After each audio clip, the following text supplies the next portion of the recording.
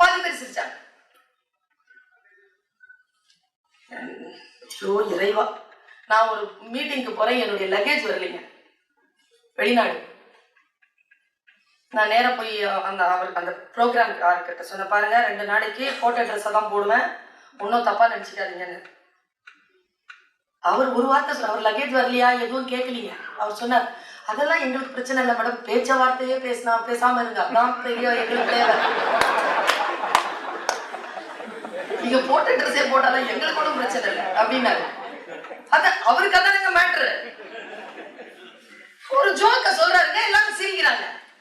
அடுத்ததா சொல்றாரு 15 பேர் சிரிக்கிறாங்க.